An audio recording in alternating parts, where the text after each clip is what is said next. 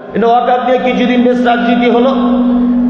রাজনীতি হওয়ার পরে এবার কি নিয়ে করবে না, এবার এক কাজ করো, ওই কটা আরএসএস এর ছেলেকে ওদের বুকে বা পিঠে বা ওদের হাতে আই লাভ মুহাম্মদ লিখে রাস্তায় বার করে দাও, আর ওদেরকে ধরে অ্যারেস্ট করো, আর মুসলমানরা খেপে যাক। আর মুসলমানরা তো বোঝে না, এদের মাথায় গোবর নিয়ে মুসলিম যুবক ছেলেরা আই লাভ মুহাম্মদ নিয়ে পাগল হয়ে গেল। এই আমাদের আই লাভ মুহাম্মদ বলেছে বলে অ্যারেস্ট করলো। আরে আসলে যাদেরকে অ্যারেস্ট করেছে এরা একজন মুসলমান না, সব আরএসএস এর লোক, সব বিজেপির পান্ডা ওরা। আপনারা কি ভাবছেন যে আই লাভ মুহাম্মদের কারণে যাদেরকে অ্যারেস্ট করা হয়েছে সব বিজেপির লোক, আরএসএস এর লোকেরা? মানে এটা একটা মারামারি লাগিয়ে দেবার, দ্বন্দ্ব লাগিয়ে দেবার একটি কারণ, যে এখন বেশ বাজারটা ঠান্ডা, একটু কিছু মারামারি লাগিয়ে দিলে ভালো হয়। এটা চলে গেল, রাজনীতি শেষ। এখন বর্তমানে পশ্চিম বাংলায় চলছে এসআইআর, চলছে না? এসআইআর চলছে, মানে 2002 সালে ভোটার লিস্টে যার বাবার নাম আসে তার আর কোনো সমস্যা নেই। আমি মমতাজুল ইসলাম বলছি এসআইআর হওয়া ফরজ হোক, আমরাও চাই হোক, কোনো সমস্যা নেই। সঠিকভাবে যদি এসআইআর হয় তাহলে এটা মাথায় রাখবেন, সর্বপ্রথম শুভেন্দু অধিকারীকে দেশ ছাড়তে হবে, অসীম সরকারকে দেশ ছাড়তে হবে। কারণ শুভেন্দু বাবু নিজে তো বলেছেন ওর মা কিছুদিন আগে বাংলাদেশ থেকে এসেছে। আমরা মুসলিমরা 2002 সালের ভোটার তালিকা দেখানো তো দূরের কথা, আমার দাদুর লাশ কবর থেকে তুলে দেখাবো আমরা দেশের নাগরিক। আমাদের ভোটার লিস্ট দরকার নেই, আমাদের দাদুর লাশ ডিএনএ টেস্ট করে দেখো কত বছর আগে মারা গেছে, আমরা এটা প্রমাণ করতে সক্ষম, কোনো সমস্যা নেই। বরঞ্চ যারা এসআইআর এর নামে মুসলিমদের জন্য গর্ত খোঁড়ার পরিকল্পনা করছেন, ওই গর্ততে তাদেরই আগে নাম আসবে, ধৈর্য ধরুন, তাদেরই নাম আগে চলে আসবে। এই যে অসীম সরকার আগে বাউল গান গাইতো,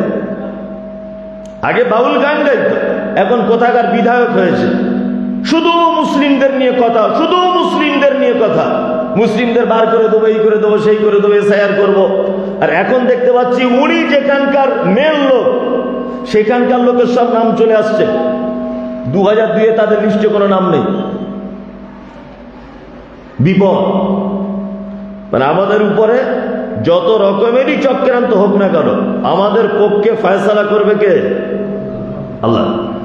আমাদের পক্ষে ফয়সালা করবেন আল্লাহ সুবহানাহু ওয়া তাআলা। আল্লাহর চক্রান্ত খুব কঠিন চক্রান্ত, যাকে তিনি ধরে নিবেন একবার, তাকে আর বাঁচার রেহাই দিবে না। আল্লাহ সুবহানাহু ওয়া তাআলা বলছেন পৃথিবীতে তোমরা ভালো মানুষ হও, ভালো মানুষ হলে তোমাদের জান্নাত রয়েছে।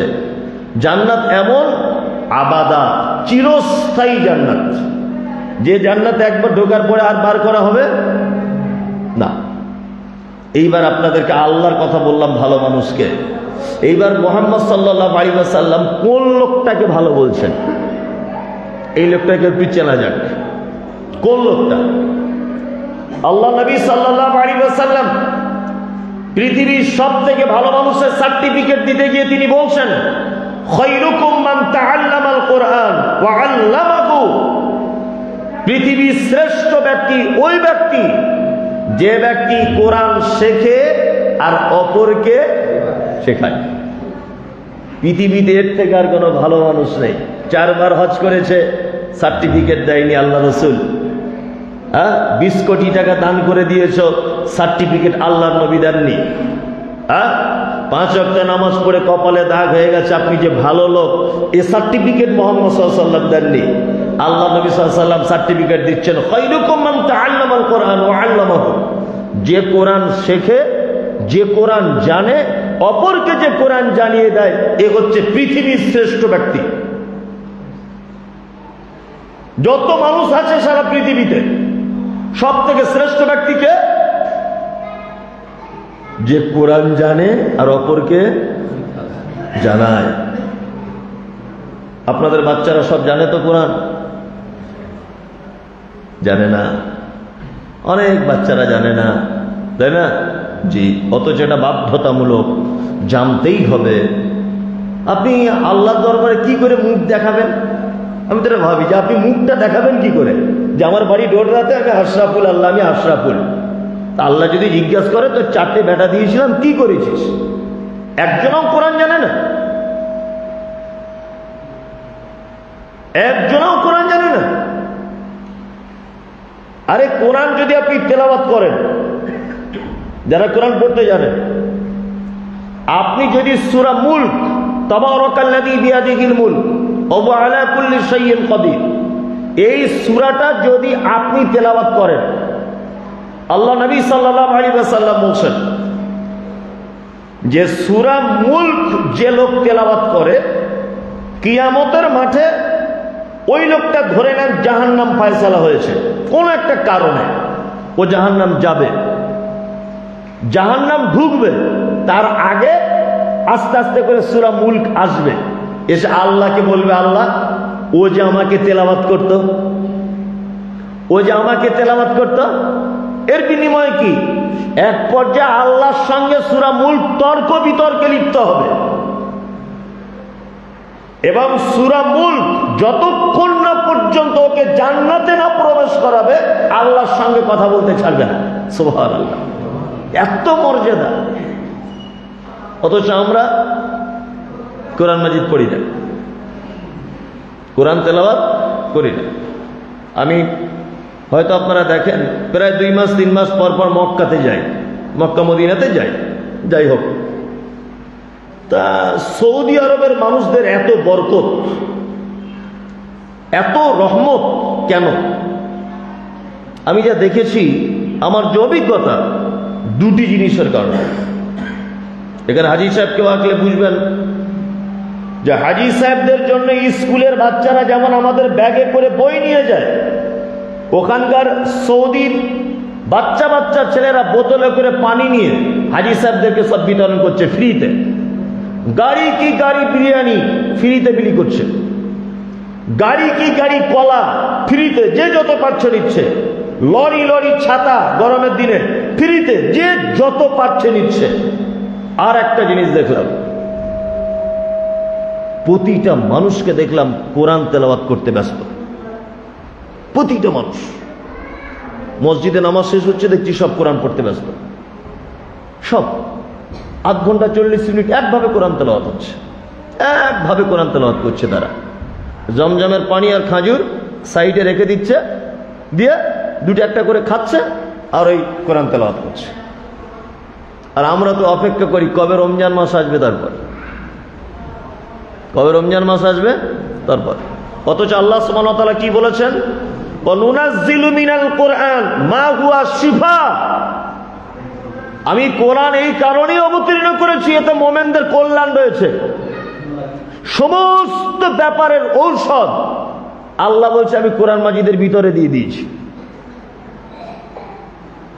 আপনার স্ত্রীও কোরআন পড়ে না, পড়ে পড়ে ওর সময় হয় না, সারাদিন নাকি খুব ব্যস্ত থাকে। কি ব্যস্ত থাকে? 2টো রান্না করে, আর কি আছে? আপনার স্ত্রীকে কোনোদিন বলেছেন যে ফজরের নামাজ পড়ে কোরআন পড়বে? আসলে ওই তো ফজরের নামাজ পড়ে না, তোর বউ কি কোরআন পড়বে? ও নিজেই তো ফজরের নামাজ পড়ে না, ও নিজেই তো জোহর আসর কিছুই পড়ে না, তোর স্ত্রী পড়বে? পড়বে না। মুহাম্মদ সাল্লাল্লাহু আলাইহি ওয়াসাল্লাম তিনি বলছেন কি, খায়রুকুম মান তাআল্লামাল কুরআন ওয়া আল্লামাহু। পৃথিবীর শ্রেষ্ঠ মানুষ ওই মানুষ যে কোরআন শেখে আর অপরকে শেখায়। পৃথিবীর মধ্যে শ্রেষ্ঠ মানুষ ওই লোক। তার মানে আপনারা অনেক সময় মাদ্রাসার ছেলেদের প্রতি অবহেলা হয় আমাদের। মাদ্রাসায় পড়াবি ছেলেটা। আমি আমার বাপের এক ছেলে, তা আমার বাপ যখন মাদ্রাসায় ভর্তি করেছে, আমার চাচারা বলতো আমার আব্বাকে ও ভিক্ষা করবে, ও চুরি চোর হবে রে। একটা ছেলে ভালো স্কুলে পড়াবি, মাদ্রাসায় কেন দিবি? মাদ্রাসায় কেন দিবি? এই আমাদের চিন্তা ভাবনা। মানে কোরআন কেউ শিখতে গেলেও তার প্রতি একটা অনীহা। তোর ছেলে মাদ্রাসায় পড়ে, আমার ছেলে আলামিন মিশনে পড়ে। তোমার ছেলে দামি চাকরি পেতে পারে, তোমার ছেলে কি দামি চাকরি পেতে পারে, তোমার ছেলে অনেক টাকা উপার্জন করতে পারে, কিন্তু মুহাম্মদ সাল্লাল্লাহু আলাইহি ওয়াসাল্লাম তিনি বলছেন কিয়ামতের মাঠে একজন কোরআন জাননেওয়ালার আব্বাকে ডাকা হবে, তোমার ডোটা তোমার নাম আব্দুল্লাহ, হ্যাঁ তোমার ছেলে হাফেজ, হ্যাঁ তোমার ছেলে আলেম, চলে দিকে এসো। লক্ষ কোটি মানুষের সামনে সেদিন মুকুট পরিয়ে দেওয়া হবে, উজ্জ্বল মুকুট। ডাকা হবে একজন আলেমকে, কোরআন জাননেওয়ালা লোক, তুমি এদিকে এসো। তোমার পরিবারে কতজন আছে? আল্লাহ, এইগুলো সব আমার পরিবারের লোক, এটা আমার মা, এটা আমার বোন, এটা আমার ভাই, এটা আমার বেটা, এগুলো সব আমার পরিবারের লোক। চলো, তুমি তো জান্নাতে যাবে যাবে, এদের ব্যাপারে একটু সুপারিশ করো, এদেরকেও তোমার সাথে পাঠিয়ে দেবো।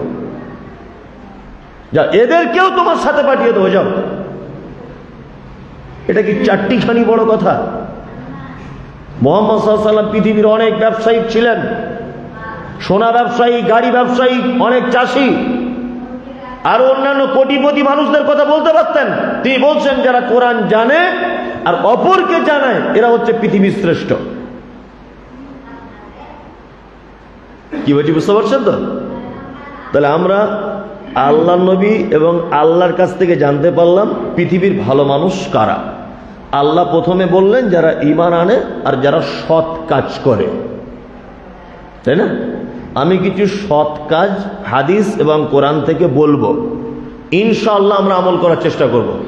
ইনশাআল্লাহ ইনশাআল্লাহ আমল করার চেষ্টা করব। কিছু সৎ কাজ দেখুন, যে সৎ কাজে জান্নাতে যাওয়া যায়, এরকম কিছু সৎ কাজ।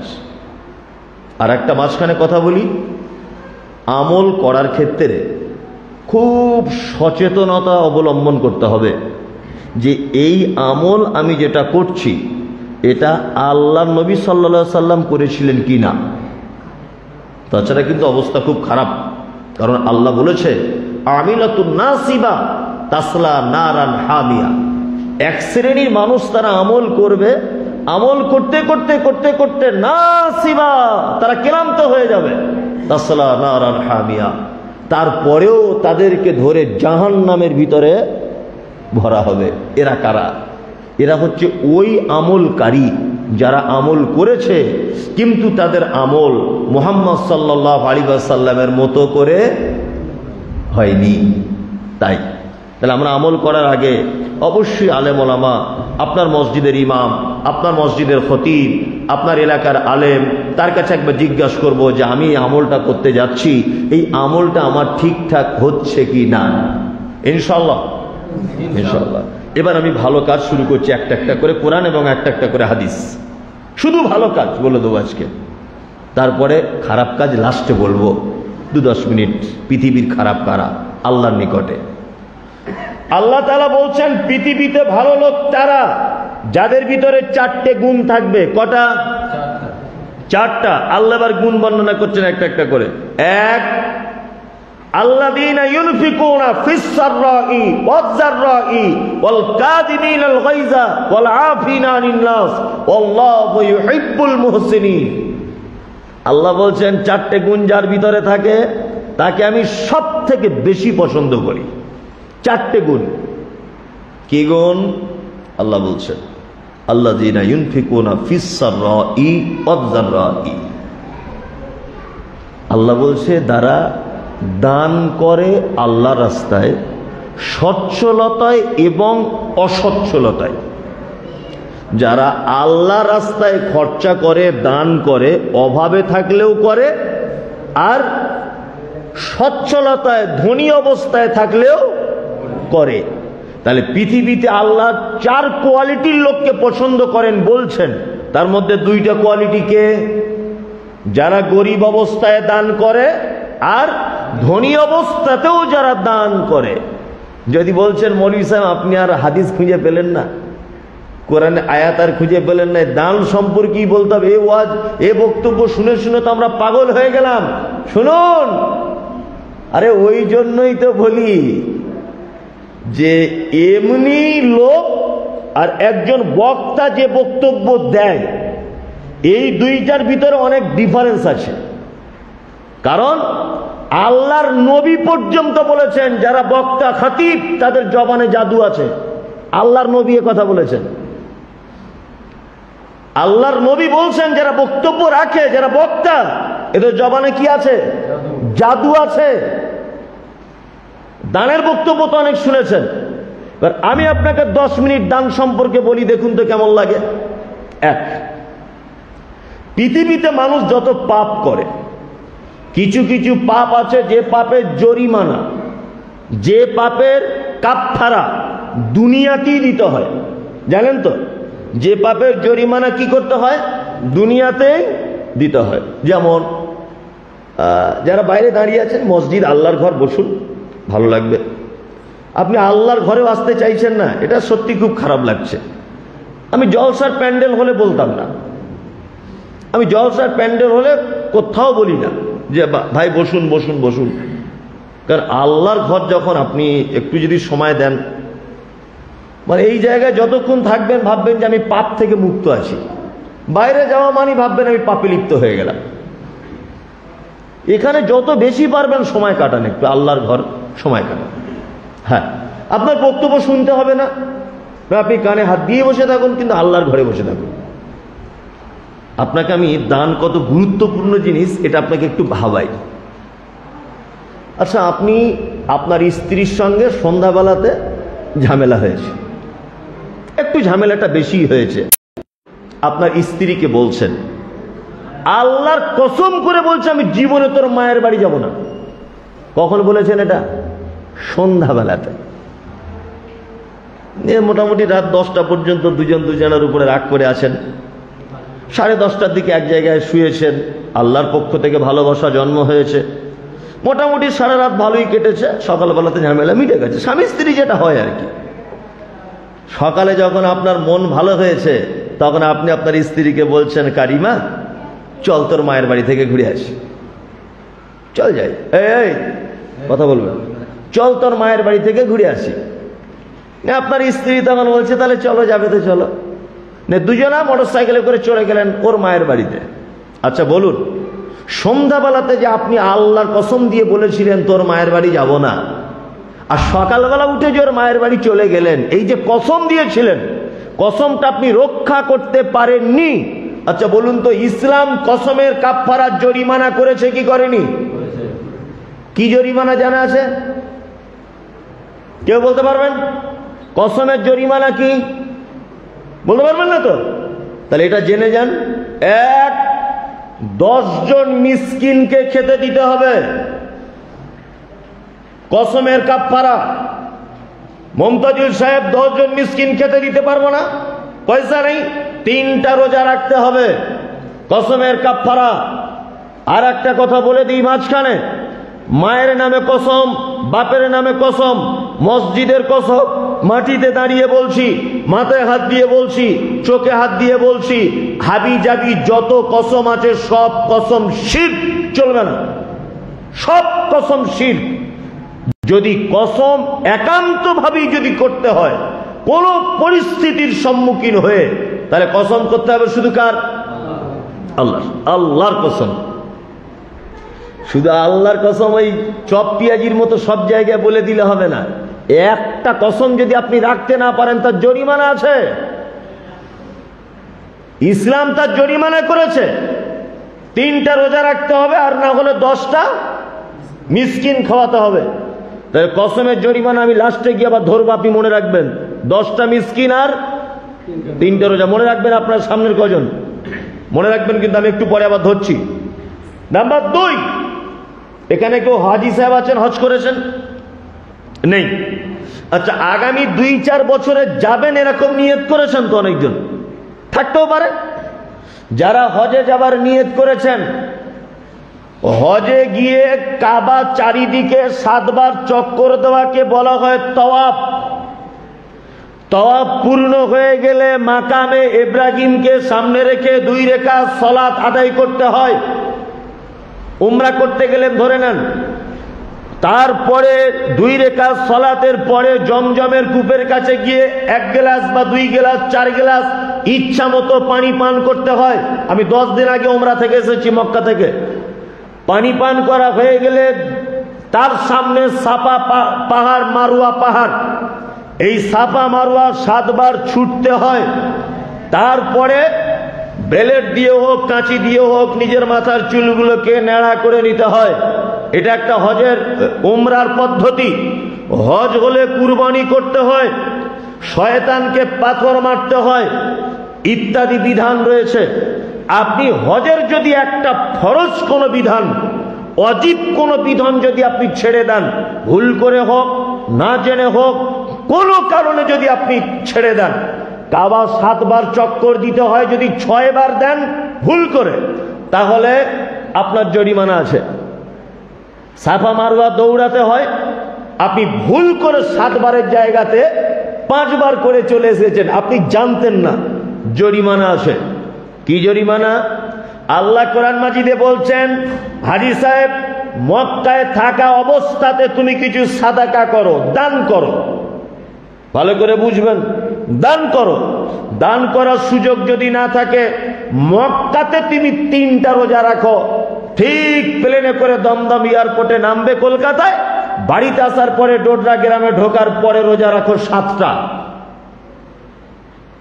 তাহলে হজে কিছু ভুল হলে জরিমানা কি? জরিমানা সাদাকা করতে হবে প্রথমে।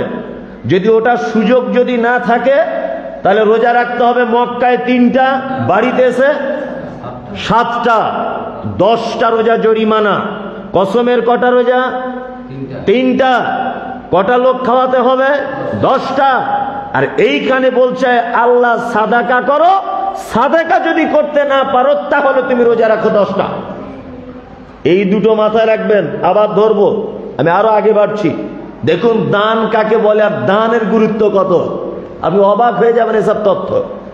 নতুন বিয়ে করেছে ছেলেটা, বেশি ইসলাম সম্পর্কে বুঝে না, নতুন বিয়ে করেছে, তার স্ত্রীকে আদর ভালোবাসার সময়তে বলে ফেলেছে, তোমার হাতগুলো না নাসিমা অনেকটা আমার মায়ের মতো দেখতে।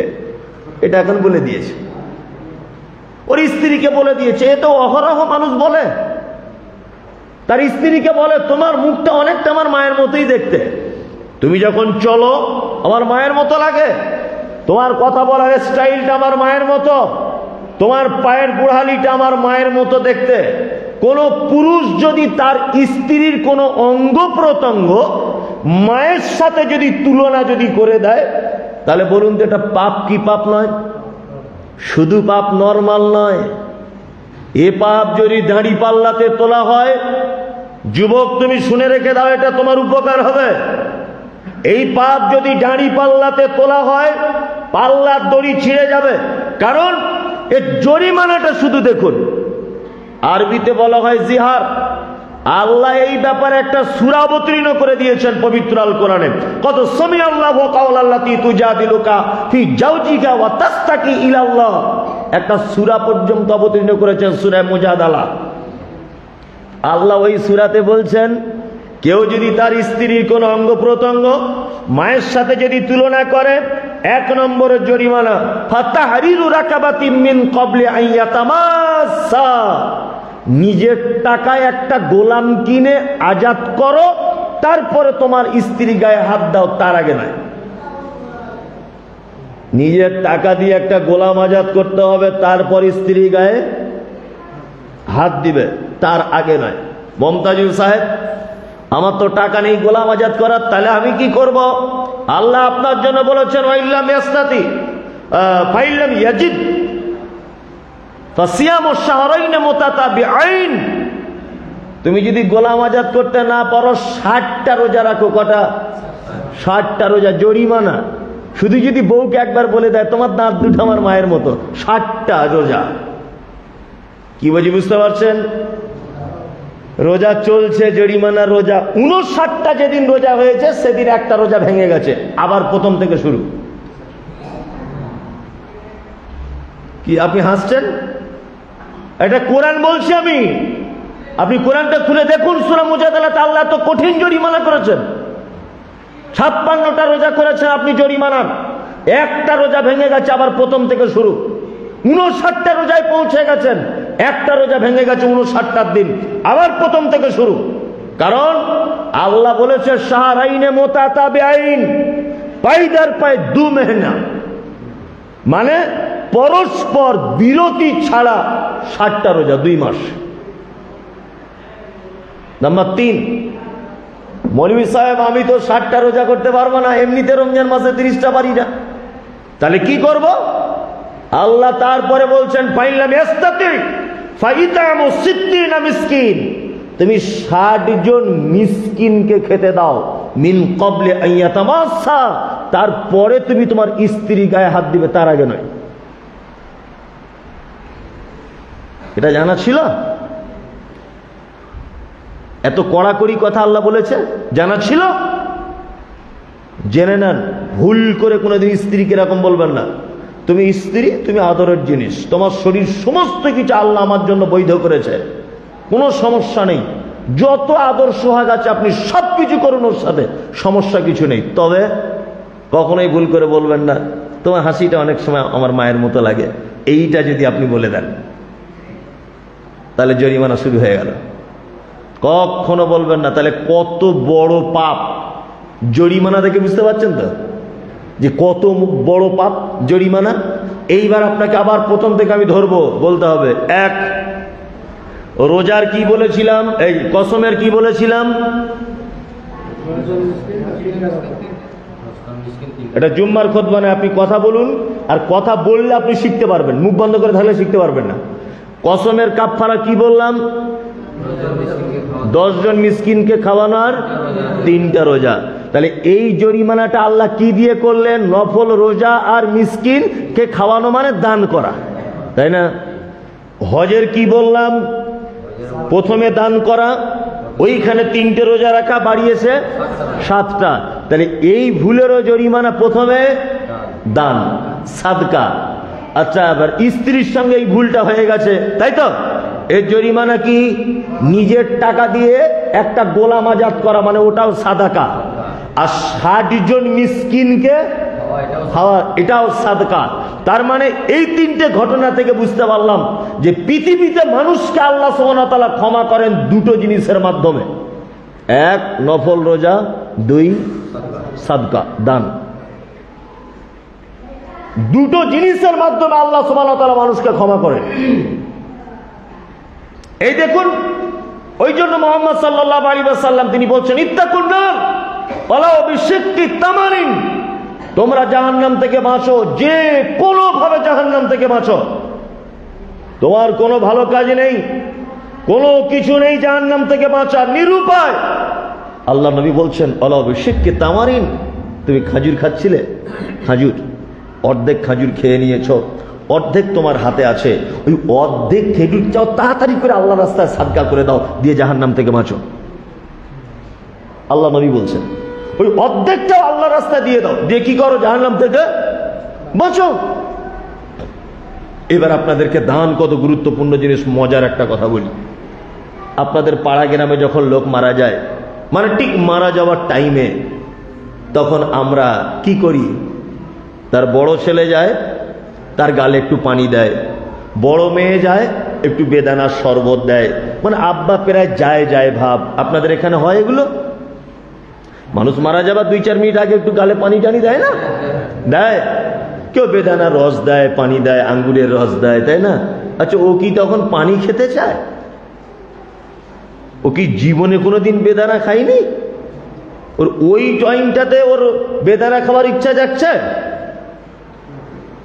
আল্লাহু আকবার। আমরা জানি না, বিশ্বনবী বললেন, একজন ইমানদার যখন তার আত্মাকে মালাকুল মউত যখন ধরে নেয়, বিশ্বনবী বললেন, লোকটা ভালো হোক, লোকটা খারাপ হোক, সেই লোকটার মৃত্যুর কিছু সময় আগে ও নিজের চোখে মালাকুল মউতকে দেখতে পেয়ে যায়। বিশ্বনবী বললেন, লোকটা যদি ইমানদার হয়, আল্লাহওয়ালা লোক যদি হয়, তাহলে একটা বাচ্চা তার মায়ের কোলে যেমন করে ঘুমিয়ে পড়ে, ঠিক যেন তেমন করে ঘুমিয়ে যায়, কেউ বুঝতে পারে না। দেখবেন কিছু মানুষ আছে, গল্প করতে করতে ঘুমিয়ে পড়লো, তার মানে মারা গেল। তার বেটা বসে আছে, বেটি বসে আছে, তার স্ত্রী বসে আছে, তার আত্মীয় স্বজনরা বসে আছে, কেউ জানতে পারলো না, লোকটা চলে গেল আল্লাহর দরবারে, এক কথায় মারা গেল। বিশ্ব নবী বললেন, একটা ভালো লোকের জন্য এই অবস্থা, কিন্তু লোকটা যদি খারাপ হয়, বদকার লোক যদি হয়, বিশ্ব নবী বললেন, মালাকুল মউত তার আত্মাটাকে এত কঠিন করে ধরে যে তার শিরগুলো, তার শরীরের আতরির সমস্ত কিছু যেন মালাকুল মউতের হাতে যেন ছিঁড়ে চলে আসে, সব ছিঁড়ে চলে আসে, এত কঠিন করে ধরে। ওই জন্য ভালো মৃত্যু আর খারাপ মৃত্যুর একটা লক্ষণ বলে দিই। যারা দেখবেন গল্প করতে করতে করতে করতে চলে গেল, আপনি ধরে নিতে পারেন লোকটার ভালো মৃত্যু হয়েছে। আর যা দেখবেন মারা যাওয়ার সময় কারো হাত এরকম করে বেঁকে যায়, কারো পা গুলো বেঁকে যায়, কেউ হা করে থাকে, কেউ বড় বড় চোখ বার করে থাকে, থাকে না? বিশ্বনবী বললেন, লোকটা যদি খারাপ হয়, মালাকুল মউত তাকে এত কঠিন করে ধরে যে তার শিরা উপশিরা সমস্ত কিছু যেন মালাকুল মউতের হাতে যেন ছিঁড়ে চলে আসে। আর ওই লোকটা একটা কথা বারবার বলে, ফায়াকুলা রব্বি লাউলা আখখারতানি ইলা আজালিন করিব ফাআসাদদাকা ওয়া আকুম মিনাস সালিহিন। ও বেদানার রস চায় না, ও মারার আগে ঠান্ডা পানিও চায় না। ও কি বলে? ফায়াকুলা ও রব্বি লাউলা আখখারতানি ইলা আজালিন করিব, হে আমার প্রতিপালক, হে আমার আল্লাহ, পৃথিবী নামক জায়গাতে আমার আর থাকার সময় নাই, মালাকুল মউত চলে এসেছে, ও আমাকে এখনই ধরে নিবে। ফাআসাদদাকা ওয়া আকুম মিনাস সালিহিন। আল্লাহ, তুমি আমাকে একটুখানি টাইম দাও, একটুখানি সময় দাও, আমি আবার টোটা গ্রামে ফেরত চলে যাই, যাওয়ার পরে কিছু ফকির মিসকিনকে দান করে তবে আসি। এটা কোরআনের আয়াত বললাম, এটা হাদিস নয়। তাহলে মানুষ মারা যাওয়ার আগে তার শেষ ইচ্ছাটা কি? আল্লাহ টাইম দাও, কিছু দান করে আসি, তাই না? আল্লাহ টাইম দাও, কিছু দান করে আসি। আপনি এত সহজ করে ভাবছেন কেন? দান এত সহজ? দান কত ইম্পর্টেন্ট একটি ইবাদত, আপনাকে আমি আর একটা হাদিসের ঘটনা দিয়ে আপনাকে বোঝানোর চেষ্টা করছি। আচ্ছা, আল্লাহ নবী সাল্লাল্লাহু আলাইহি ওয়াসাল্লাম পৃথিবী থেকে চলে গিয়েছিলেন কি বারে জানা আছে? সোমবার। কি বার? সোমবার, তাই না? সোমবার। সোমবারের আগে রবিবার, তার আগে শনিবার, তার আগে শুক্রবার, তার আগে বৃহস্পতিবার। আল্লাহ নবী সাল্লাল্লাহু আলাইহি ওয়াসাল্লাম বৃহস্পতিবারের দিন এশার নামাজ জমাতের শেষ ইমামতি করেছেন। এটা জেনে রাখলে আপনার কাজ হবে। বৃহস্পতিবার এশার জমাতের ইমামতি শেষ করেছেন জীবনে মুহাম্মদ সাল্লাল্লাহু আলাইহি ওয়াসাল্লাম। আর জীবনের শেষ যে আয়াতটি তিনি তেলাওয়াত করেছিলেন, সূরা মুরসালাতের শেষ আয়াত, ফাবিআইয়ি হাদিসিন বা'দাহু ইউমিনুন, এই আয়াতটি তিনি তেলাওয়াত করেছিলেন। আল্লাহ নবী সাল্লাল্লাহু আলাইহি ওয়াসাল্লাম এশার নামাজ পড়ে দান কত ইম্পর্টেন্ট এটা আপনাকে বলছি। আল্লাহ নবী সাল্লাল্লাহু আলাইহি ওয়াসাল্লাম তিনি এলেন, আসার পর ঘুমিয়ে পড়লেন। হযরতে বেলাল আজান দিলেন ফজরের। আল্লাহ রসুলের ফজরে ঘুম ভেঙে গেল। আল্লাহ রসুল উঠলেন। আম্মা জান আয়েশা বলছেন, আমি অজুর পানি আগিয়ে দিলাম। আল্লাহ রসুল অজু করলেন। অজু করার কিছুক্ষণ পরে দেখছি তিনি আস্তে আস্তে আস্তে আবার জ্ঞান হারিয়ে ফেললেন, মানে অসুস্থ তিনি। আবার জ্ঞান চলে এলো। আম্মা জান আয়েশা বলছেন, আমি আবার পানি আগিয়ে দিলাম। আল্লাহ রসুল সাল্লাল্লাহু আলাইহি ওয়াসাল্লাম অজু করার পরে আবার জ্ঞান হারিয়ে ফেললেন। আল্লাহ নবী বললেন, আয়েশা, মনে হয় আমার জীবনের শেষ নামাজ এশার নামাজটাই হয়ে গেছে। আমি জীবনে কোনোদিন মনে হয় আর নববীতে ঢুকতে পারবো না। এক কাজ করো আয়েশা, জানালা দিয়ে তোমার আব্বা আবু বক্করকে ডেকে বলো, আবু বক্কর যেন ইমামতির জায়গায় চলে যায়। তোমার আব্বাকে ডাকো। আয়েশার আব্বাকে হযরতে আবু বকর সিদ্দিক রাদিয়াল্লাহু তাআলা। আম্মা জান আয়েশা নববীর দিকে জানালাটা খুললেন, আব্বাকে ডাকছেন, আব্বু এদিকে আসুন, আল্লাহর নবী আপনাকে ইমামতি করতে যেতে বলেছেন। হযরত আবু বকর ছিলেন নরম হৃদয়ের মানুষ। এই কথা শুনে হযরত আবু বকর একদম জোরে চিল্লে কেঁদে দিলেন, সুবহানাল্লাহ, আল্লাহর নবী বেঁচে আছেন আর আমি ইমামতি করব? হযরত আবু বকর জ্ঞানী মানুষ ছিলেন। তিনি বুঝতে পেরেছেন যে আল্লাহ রসুলের মনে হয় আর পৃথিবীতে থাকার সময় নেই, তিনি মনে হয় চলে যাবেন। তিনি মনে হয় চলে যাবে, আর মনে হয় সময় নেই। হযরত আবু বকর ইমামতি করতে যাচ্ছেন আর খুব কাঁদছেন। এটাও জেনে রাখুন, আল্লাহ নবী সাল্লাল্লাহু আলাইহি ওয়াসাল্লাম বেঁচে থাকা অবস্থায় ওয়াক্তের 17 রাকাত নয়, 17 ওয়াক্তের ইমামতি করেছেন হযরত আবু বকর সিদ্দিক রাদিয়াল্লাহু তাআলা আনহু মসজিদে নববীর। বৃহস্পতিবার চলে গেল, শুক্রবার চলে গেল, শনিবার চলে গেল, ঠিক রবিবারের দিন, ঠিক রবিবারে আল্লাহ রসুল একটু সুস্থতা বোধ করলেন। আল্লাহ রসুল আয়েশাকে ডেকে বলছেন, আয়েশা, 2 জন সাহাবীকে ডাকো না, 2 জন সাহাবীকে ডাকো, আমি একটু মসজিদে নববীর ভিতরে যাব। আর তুমি এক কাজ করো তো আয়েশা, তুমি এক কাজ করো, আমাকে একবার তুলে মসজিদে নববীর দৃশ্যটা একবার আমাকে দেখাও। হযরত আবু বকর তখন জোহরের নামাজের ইমামতি করছেন। আল্লাহর নবী সাল্লাল্লাহু আলাইহি ওয়াসাল্লামকে আম্মাজান আয়েশা বলছেন, আমি যখন আল্লাহ রসুলের মাথাটা তুলে নববীর দিকে করিয়ে দিলাম, আল্লাহ রসুল এত জোরে কাঁদছেন। আমি আল্লাহ রসুলকে ডেকে বললাম, হে আল্লাহ রসুল, আপনি কাঁদছেন কেন? আল্লাহ রসুল বলছেন, আয়েশা, এই দৃশ্যটা শুধু দেখার জন্যে তায়েফে গিয়েছিলাম ইসলাম প্রচারের কাজে, এত মারা হয়েছিল আমাকে, গোটা শরীরে রক্তের ছাপ হয়ে গিয়েছিল। উহুদে মেরে দাঁত ভেঙে দেওয়া হয়েছে, সমস্ত জায়গাতে। কখনো নামাজ পড়তে দাঁড়িয়েছে আয়েশা, আবু জেহেল উটের ভুঁড়ি চাপিয়ে দিয়েছে আমার পিঠের উপরে। এত নির্যাতনের পরে আমি যে দেখতে পাচ্ছি যে আমার অনুপস্থিতিতেও আমার সাহাবীরা ইমামতি সহকারে নামাজ পড়ছেন, আমি আনন্দেই কাঁদছি। আল্লাহ রসুল 2 জন সাহাবীর কাঁধে হাত দিলেন। দান কত গুরুত্ব এটা বোঝাচ্ছি। 2 জন সাহাবীর কাঁধে হাত দিলেন, মসজিদে নববীর ভিতরে ঢুকলেন। হযরত আবু বকর তখন ইমাম হয়ে নামাজ পড়াচ্ছেন, ইমাম হয়ে নামাজ পড়াচ্ছেন। হযরত আবু বকর পিছন থেকে বুঝতে পারছেন, তিনি আন্দাজ করছেন 3 জন 4 জন মানুষ যাতায়াত করলে আল্লাহর নবীকে অসুস্থ মানুষকে নিয়ে যাচ্ছেন, একটু তো অনুভব করা যায়। হযরত আবু বকর অনুভব করতে বললেন, আল্লাহর নবী আসছেন মানে আমি আর ইমামতি করব না, অসম্ভব। তিনি পিছনে চলে আসার মনস্থির করলেন। আল্লাহর নবী আবু বকরকে বললেন, আবু বকর ওইখানেই দাঁড়াও, তুমি ওইখানেই দাঁড়াও। আবু বকর দাঁড়িয়ে আছেন। আল্লাহর নবীকে হযরত আবু বকর রাদিয়াল্লাহু আনহুর বাম দিকে বসানো হয়েছে। তাহলে বলুন তো, হযরত আবু বকরের বাম দিকে যদি আল্লাহর নবীকে বসানো হয়, তাহলে নবীর কোন দিকে আবু বকর হলো? ডান দিকে। আমি এই যে দাঁড়িয়ে আছি, আমার বাম দিকে যদি কাউকে বসানো হয়, তাহলে তার কোন দিকে আমি আছি? ডান দিকে, তাই না? এখানে একটা মাসলা জেনে নেন, জেনে রাখলে ভালো হবে, যে ইমাম কখনো কখনো অসুস্থ হলে বসে নামাজ পড়াতে পারে। 2, আল্লাহর নবীকে গিয়ে আবু বকরের বাম দিকে বসিয়ে দেওয়া হলো। আল্লাহর নবী হলেন ইমাম, সঙ্গে সঙ্গে আবু বকর হলেন মুকাব্বির। আর একটা জিনিস জেনে যান, ইমামের অসুবিধা হলে মুকাব্বিরকেও হতে পারে। আর একটা জিনিস, ইমাম প্রয়োজনে বসে নামাজ পড়াতে পারে, কোনো অসুবিধা কিছু নাই। তার প্রমাণ এই হাদিসটা, আল্লাহ নবী সাল্লাল্লাহু আলাইহি ওয়াসাল্লাম বসে ইমামতি করেছিলেন।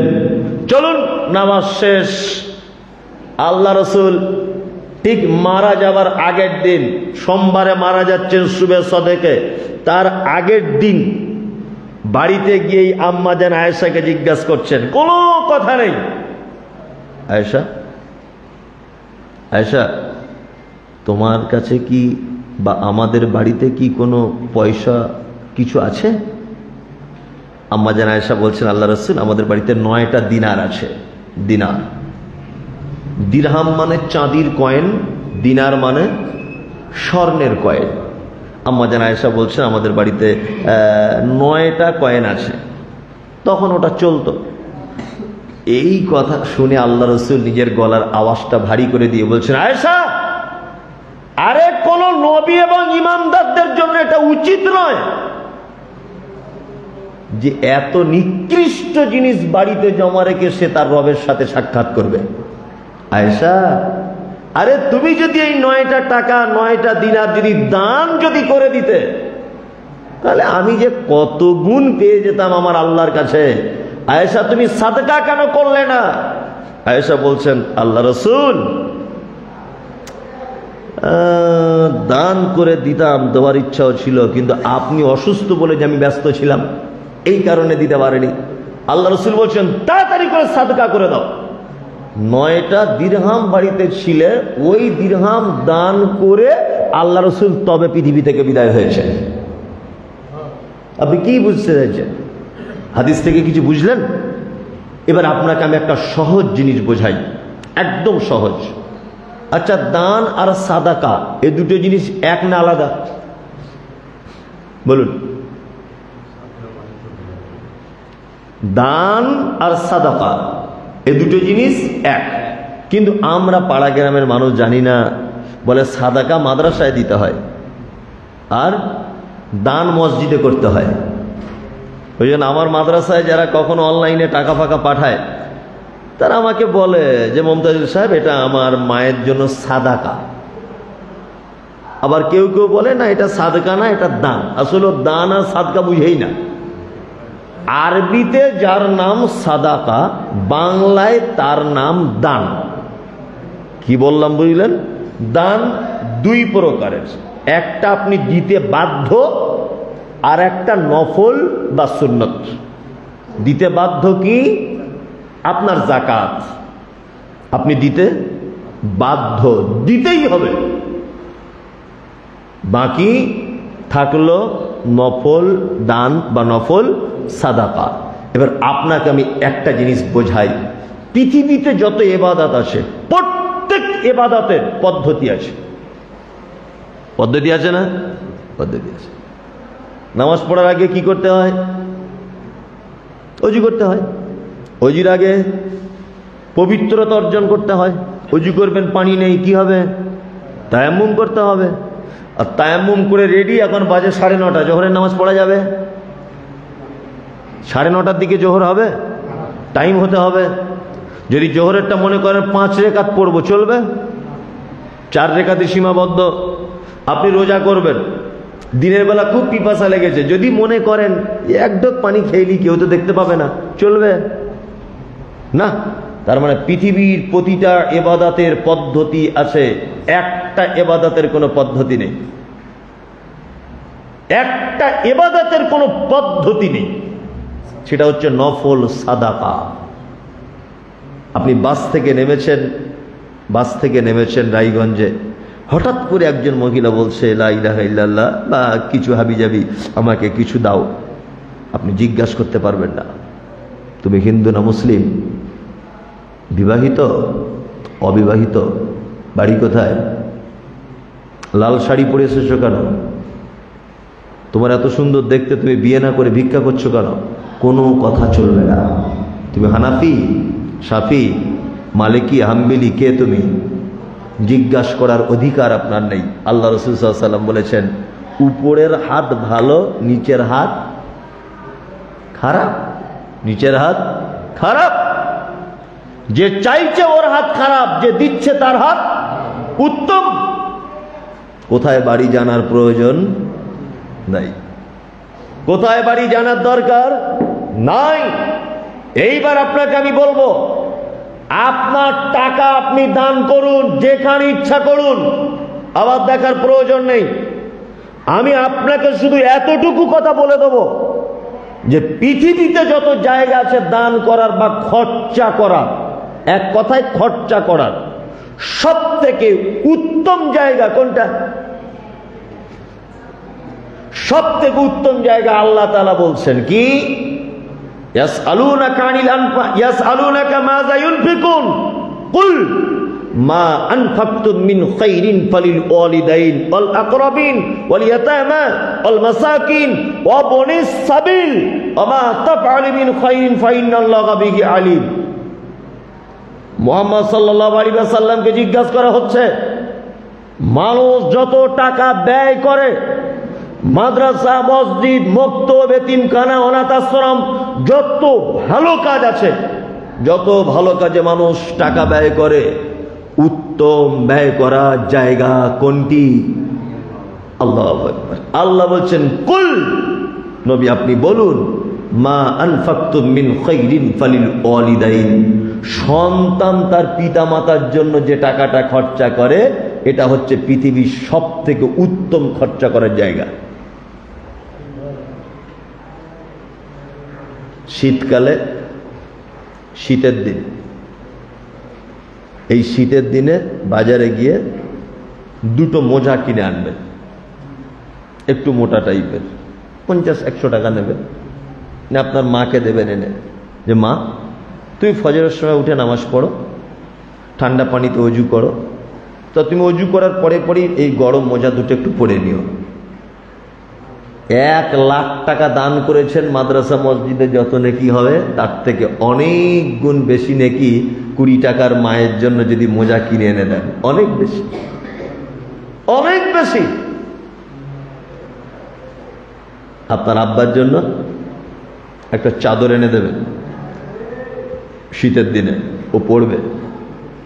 ইনকাম তো করেন, আপনার খারাপ লাগে না যে আপনার আব্বা চায়ের দোকানে বসে থাকে আর 5টা লোক চা পান করে, আপনার আব্বা খায় না চা পান করে না, কারণ পয়সা নেই। তাই আপনারা 3 ভাই সমান ইনকাম করে যাচ্ছেন, কেন 3 ভাই প্রতিদিন 10 টাকা করে তার হাতে দেওয়া যায় না?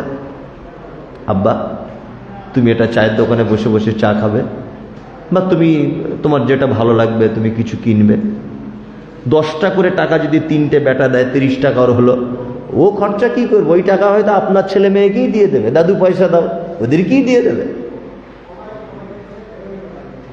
কোথায় জান্নাত খুঁজছেন? কোথায় জান্নাত, কোথায় খুঁজছেন?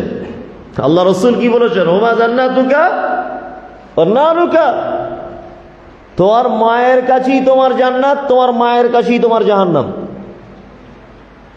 বাড়িতে জান্নাত সাজানো আছে, হ্যাঁ, আর আপনি অমুক জায়গাতে 5 লাখ টাকা দান করে নতুন করে জান্নাত খুঁজছেন, হয় কি করে?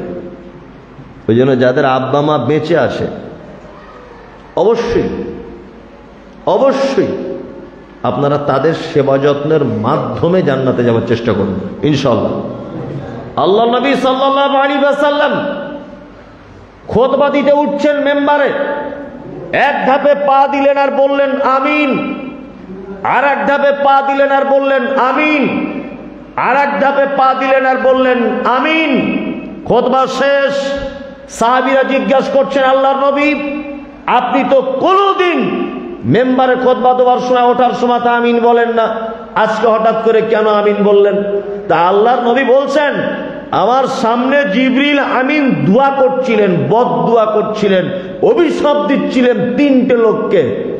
এক, ওই ব্যক্তির নাক যেন মাটিতে মিশে যায়, ওই ব্যক্তির নাক যেন মাটিতে মিশে যায় যে ব্যক্তি তার পিতামাতা বা তাদের ভিতরে যে কোনো একজনকে পেল, তাদের সেবা যত্ন করার মাধ্যমে জান্নাত পৌঁছাতে পারল না, ওর নাক যেন মাটিতে মিশে যাক।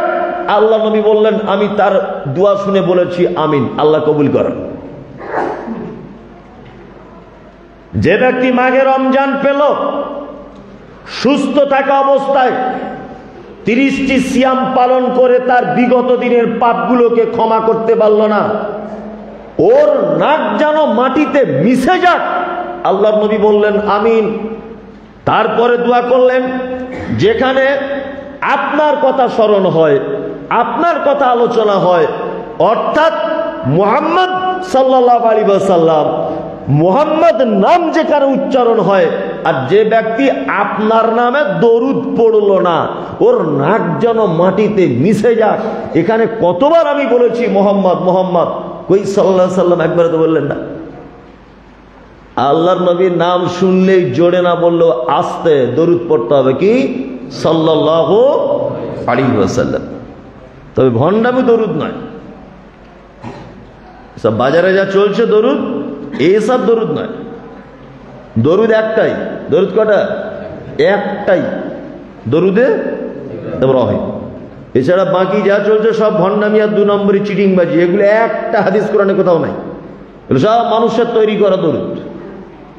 শুনতে ভালো লাগে ওই জন্য মানুষ বলে, সব মানুষের তৈরি করা দরুদ। আল্লাহু আকবার। দান মারাত্মক গুরুত্ব। এইবার আপনাকে আমি আর একটা জিনিস বোঝাবো, দান আর একটা জায়গায় করা খুব উত্তম। কোন জায়গা বলুন তো?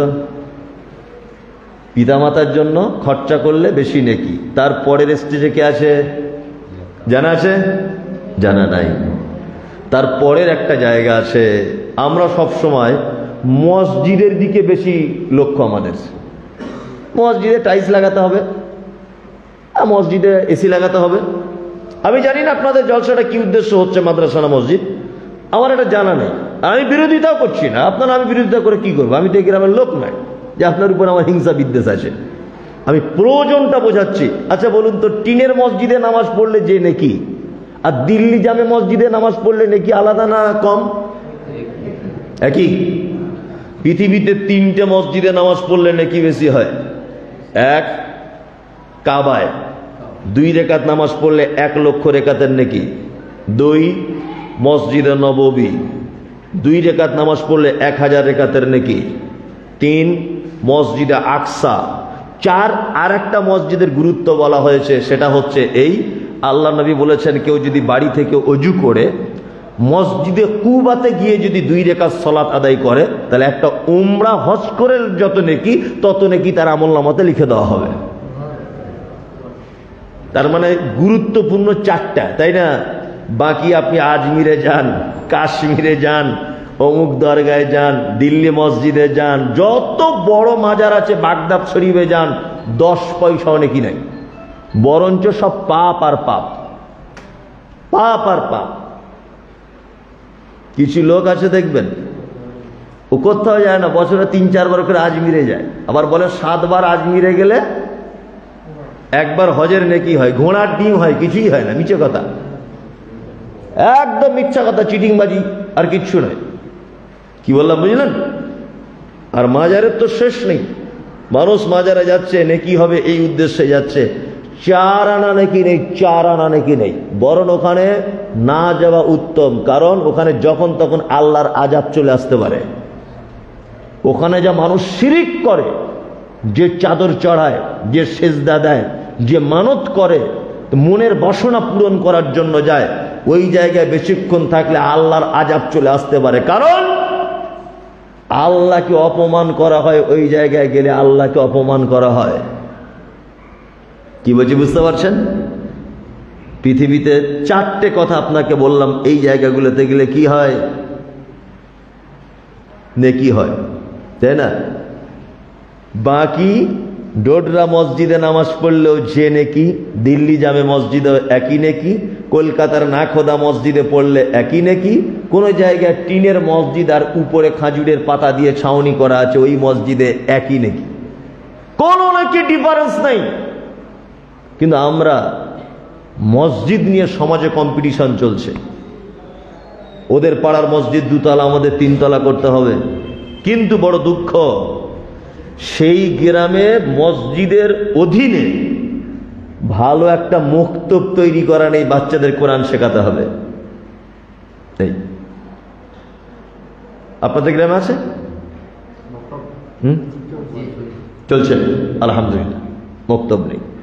আপনাদের গ্রামে হয়তো চলছে আলহামদুলিল্লাহ, কিন্তু অন্যান্য গ্রামে 85% গ্রামে নেই, 15% গ্রামে হয়তো আছে, তাই না? আপনার টাকা কোথায় খরচা করবেন?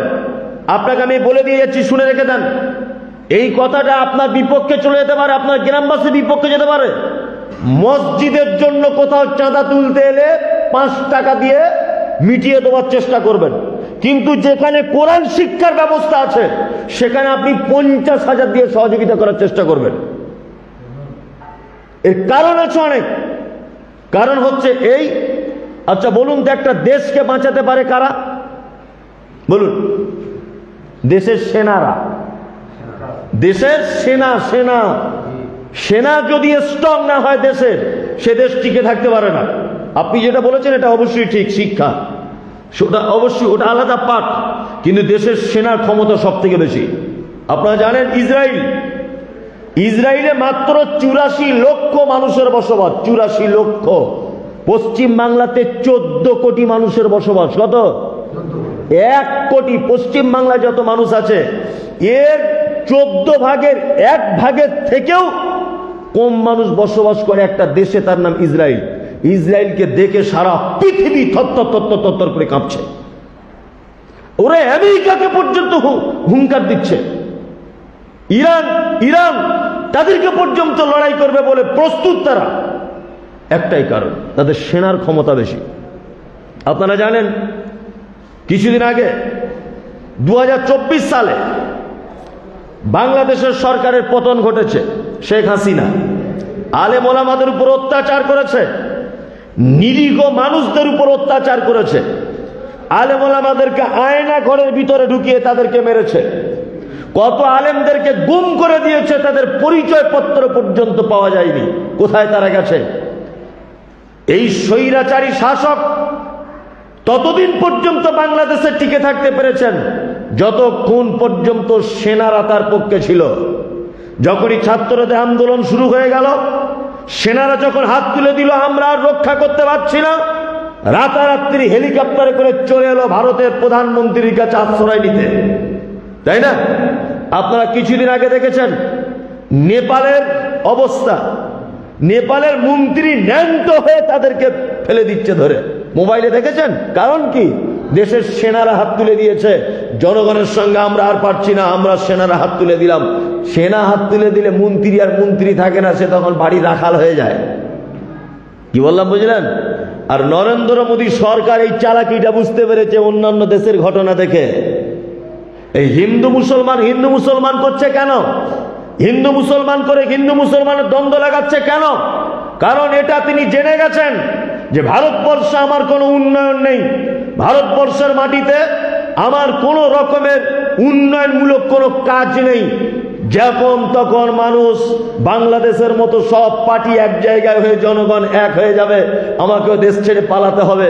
ওই জন্য এটাও একটা চালাকি যে হিন্দু মুসলিম যাতে এরা কোনোদিন এক হয়ে আমার বিরুদ্ধে রাস্তায় নামতে না পারে, এটা একটা চালাকি, যাতে এক হয়ে নেপালের অবস্থা যেন আমার না হয়, বাংলাদেশের অবস্থা যেন আমার না হয়। নরেন্দ্র মোদী সরকার প্রচন্ড চালাকি করে শুধুমাত্র হিন্দু মুসলিম, কারণ ও জানে যে এদেরকে যদি এক করে দেওয়া হয় তাহলে আমাকেও নেপালের মতো ঘটনা ঘটিয়ে দেবে, আন্ডার প্যান্ট পরে ঘুরতে হবে। কিছু করার নেই, নেপালে যেটা করেছে। তার মানে একটা দেশকে বাঁচাতে পারে দেশের সেনা। ইসলাম একটা দেশ, এই দেশটাকে বাঁচানোর জন্য সেনা দরকার আছে না নেই? ইসলামটাকে বাঁচাবার জন্য সেনা দরকার আছে না নেই? আছে। আর এই সেনা তৈরি হয় কোথায়? মাদ্রাসায়, মক্তবে। এই সেনা তৈরির কারখানা যেখানে, সেই সেনা তৈরির কারখানাগুলো মজবুত করুন, টাকা বেশি করে মাদ্রাসায় দেন, মক্তবে বেশি করে দেন, বাচ্চারা কোরআন শিখতে পারে সেই জায়গা বেশি করে দেন। আপনার কাছে একটা গোপন তথ্য দিয়ে যাচ্ছি, শুনে রেখে দেন। আপনি রাত 12টার সময় ট্রেনে করে যাবেন, আপনাকে কেউ 10 পয়সা দাম দিবে না।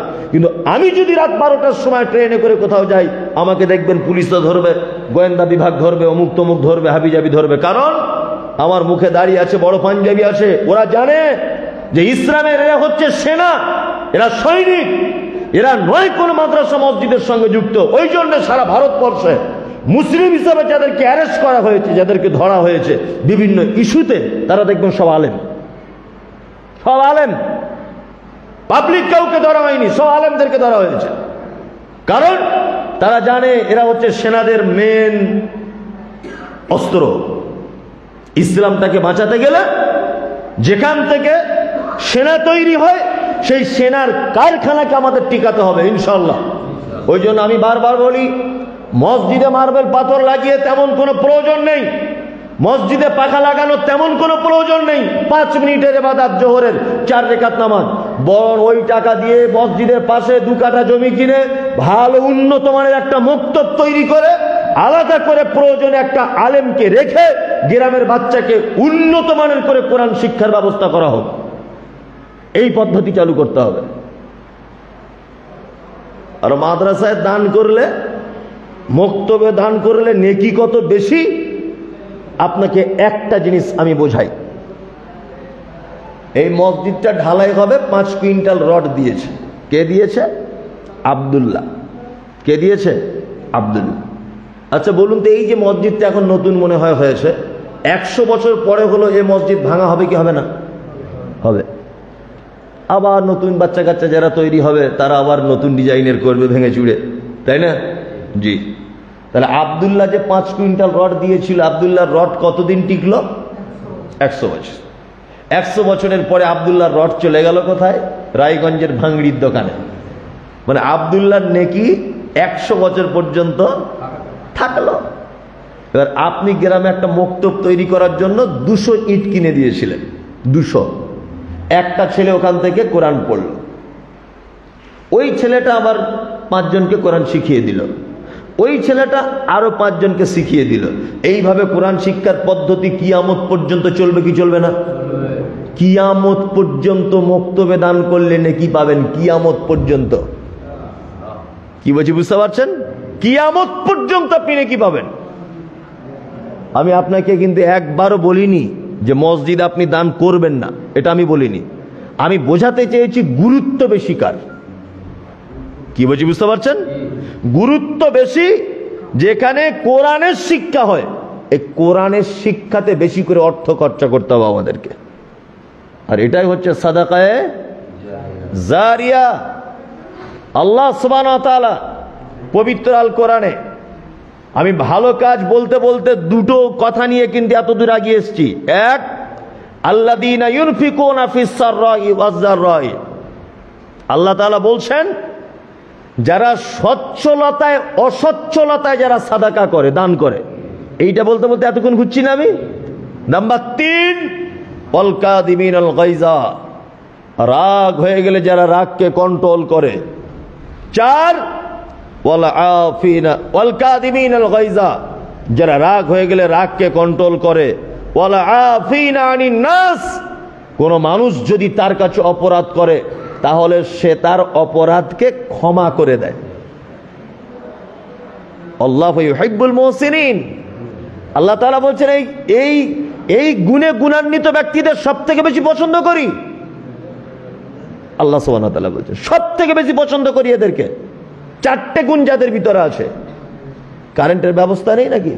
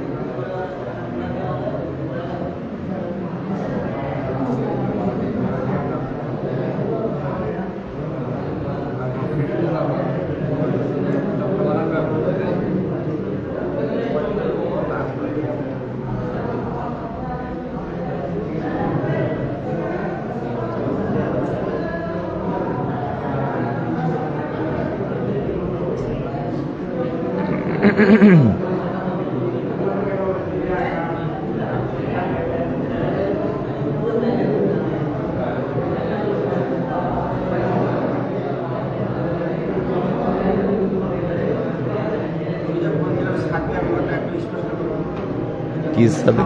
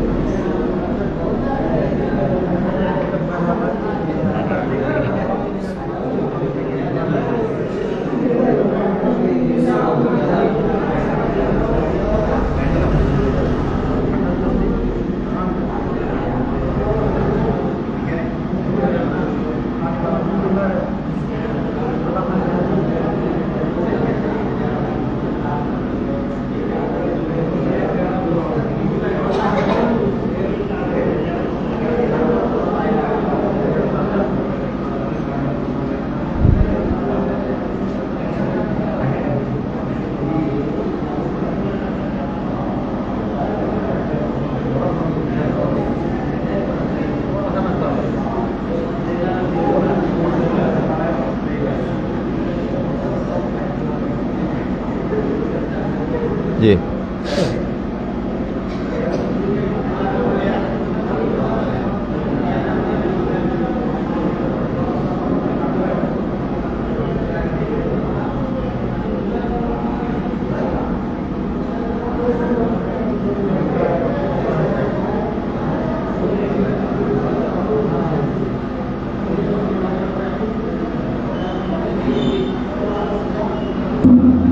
জি কথা বলিয়েন না, কথা বলি যেমন ভাবে ছিলেন তেমন ভাবে। আমি যে কথা বলছিলাম সেটা হচ্ছে এই যে আল্লাহ সুবহানাহু ওয়া তাআলা ভালো মানুষের 4টি গুণ বলেছেন। তারা সচ্ছলতায় অসচ্ছলতায় সাদাকা করবে, 2 রাগ হলে কন্ট্রোল করবে। কখনো কখনো আমরা রেগে যাই।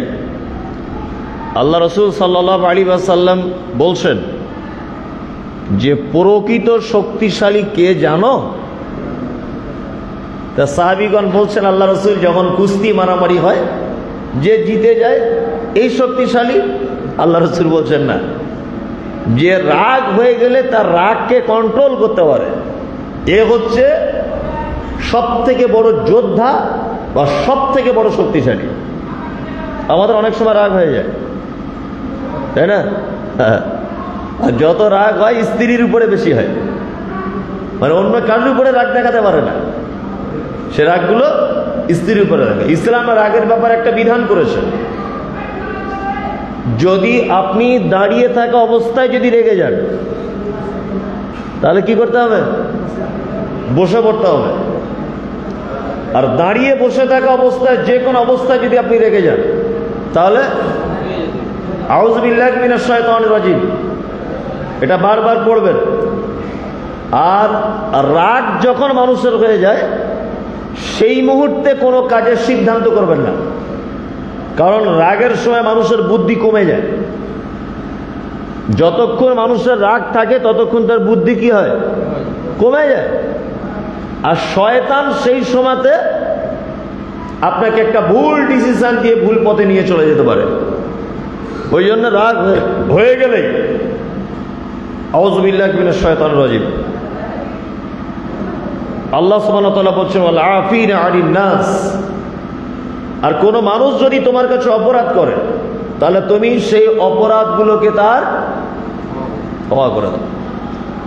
ক্ষমা করবেন না তার নামে থানায় ডায়েরি করে আসবেন। আমাদের তো এই চরিত্র। জমি জায়গা নিয়ে সামান্য কিছু হয়েছে, ভাই ভাই কেস করে বসে আছে, এটা আমাদের চরিত্র নয়। চরিত্র যায় যায় ঝগড়া, গরু ছাগল হাঁস মুরগি নিয়ে ঝগড়া, সঙ্গে সঙ্গে চলে গেল থানায় কেস করতে। এই চরিত্র নয়। আল্লাহ সুবহানাহু ওয়া তাআলা বলেছেন ওয়াল আফিনা আনিন নাস। কোন মানুষ যদি তোমার কাছে ভুল করে, কোন অন্যায় যদি করেই ফেলে, তাহলে তুমি তাকে কি করো? ক্ষমা করে দাও। ওয়াল্লাহু ইউহিব্বুল মুহসিনিন। আল্লাহ তাআলা বলছেন নিশ্চয়ই এই 4 গুণে গুণান্বিত ব্যক্তিকে আমি সবথেকে বেশি পছন্দ করি, এরা মুহসিন বান্দা। পবিত্র আল কোরআনে ভালো মানুষের অনেক দিক বর্ণনা করা হয়েছে, অনেক দিক। তার মধ্যে একটি দিক হচ্ছে ইউমিনুনা বিল্লাহ। আল্লাহ বলছে আমার প্রতি বিশ্বাস রাখো, ওয়াল ইয়াউমিল আখির, আর কিয়ামতের প্রতি বিশ্বাস রাখো। কিয়ামত সম্পর্কে জ্ঞান আছে তো? কিয়ামত সম্পর্কে সামান্য একটু ধারণা আছে? আল্লাহু আকবার। এটা যদি আল্লাহর নবীর সাহাবীদের যদি পরিবেশ হতো, সাহাবীদের পরিবেশ যদি এটা হতো, তা কিয়ামতের কথা বললে সাহাবীগণ মানে কাঁদতেন তো কাঁদতেন। তারা এমন চুপচাপ করে বসে থাকতেন যে তাদের মাথাতে যদি কোনো পাখি এসে বসে যেত, পাখি বুঝতে পারতো না যে জীবিত মানুষ না মৃত মানুষ, আমি গাছের উপরে বসলাম না কাঠের উপরে বসলাম না মানুষের মাথাতে বসলাম। কিয়ামতের কথা শুনলে সাহাবীগণ এত ইমোশনাল হয়ে যেতেন। আর আমাদের কিয়ামত, জান্নাত জাহান্নাম যতই যাই বলুন, মানুষের মন গলবে না। আল্লাহ সুবহানাহু ওয়া তাআলা বলছেন ভালো মানুষদের আর একটা কাজ হচ্ছে যে ওয়াল আখিরাত, কিয়ামতের দিবসের প্রতি সে কি করবে? বিশ্বাস স্থাপন করবে। কিয়ামতের মাঠটা যে 10 মিনিট যদি আপনাকে ভাবানো যায়, তাহলে আপনি বিস্ময়ে অভিভূত হবেন যে এর নাম কি কিয়ামতের মাঠ। আল্লাহু আকবার। আপনারা জানেন কিছুদিন আগে তুরস্কের মাটিতে একটা ভূমিকম্প হয়েছিল।